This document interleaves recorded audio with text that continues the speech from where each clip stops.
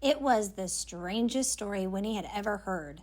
She soon expected that they had never told it before, except to each other, that she was their first real audience, for they gathered around her like children at their mother's knee, each trying to claim her attention. And sometimes they all talked at once and interrupted each other in their eagerness. 87 years before, the Tucks had come from a long way to the east, looking for a place to settle. In those days, the wood was not a wood.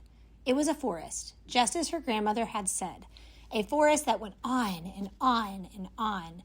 They had thought they would start a farm as soon as they came to the end of the trees, but the trees never seemed to end. When they came to the part that was now the wood and turned from the trail to find a camping place, they happened on the spring. "It was real nice," said Jessie with a sigh. "It looked just the way it does now. A clearing, lots of sunshine, that big tree with all those knobby roots. We stopped and everyone took a drink, even the horse." "No," said May. "The cat didn't drink. That's important." "Yes," said Miles. "Don't leave that out. We all had a drink except for the cat." "Well, anyway," Jessie went on, "the water tasted sort of strange, but we camped there overnight, and Pa carved a T on the tree trunk to mark where we'd been, and then we went on."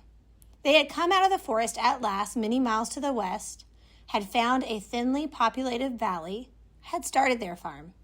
"We put up a house for Ma and Pa," said Miles, "and a little shack for Jessie and me.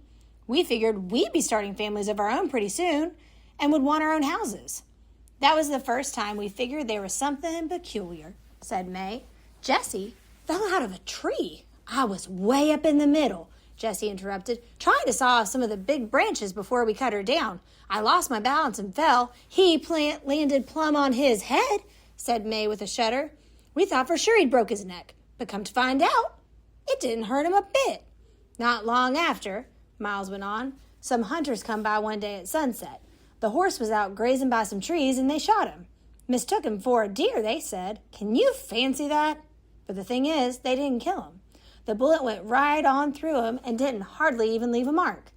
Then Pa got snake bite, and Jessie ate the poison toadstools, and I cut myself," said May. "Remember? Slicing bread?" But it was the passage of time that worried them most. They had worked the farm, settled down, made friends.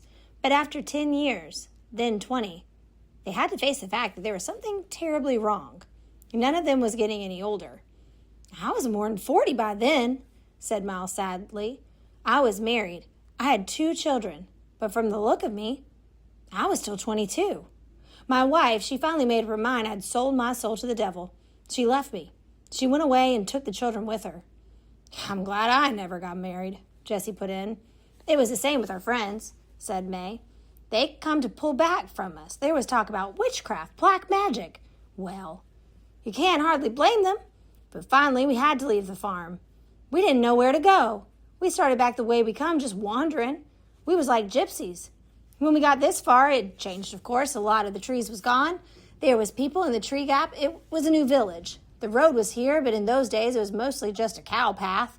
We went on into what was left of the wood to make a camp, and when we got to the clearing in the tree in the spring, we remembered it from before." "It hadn't changed, no more'n we had," said Miles. "And that was how we found out. Pod carved a T on the tree, remember? 20 years before. But the T was just where it had been when he'd done it. That tree hadn't grown one whit in all that time. It was exactly the same, and the T he'd carved was as fresh as if it had just been put there." Then they'd remembered drinking the water. They and the horse, but not the cat. The cat had lived a long and happy life on the farm, but had died some 10 years before. So they decided at last that the source of their changelessness was the spring. "When we come to that conclusion," May went on, "Tuck said," that's my husband, Angus Tuck, "he said he had to be sure once and for all. He took his shotgun and pointed it at himself the best way he could. Before we could stop him, he pulled the trigger." There was a long pause. May's fingers laced together in her lap, twisted with the tension of remembering.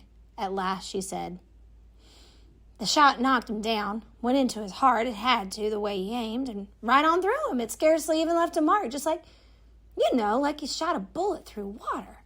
And he was just the same as if he never done it.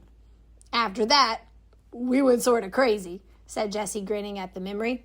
"We was going to live forever. Can you picture what it felt like to find that out? But then we sat down and talked it over, said Miles. We're still talking it over, Jessie added. And we figured it'd be very bad if everyone knew about that spring, said May. We began to see what it would mean. She peered at Winnie. Do you understand, child? That water, it stops you right where you are. If you'd had a drink of it today, you'd stay a little girl forever. You'd never grow up. Not ever. We don't know how it works or even why, said Miles. Pa thinks it's something left over from some other plan for the way the world should be, said Jessie. Some plan that didn't work out too good, and so everything was changed. Except that the spring was passed over somehow or other. Maybe he's right, I don't know, but just see, Winnie Foster, when I told you before I'm 104 years old, I was telling the truth. But I'm really only 17, and as far as I know, I'll stay 17 till the end of the world.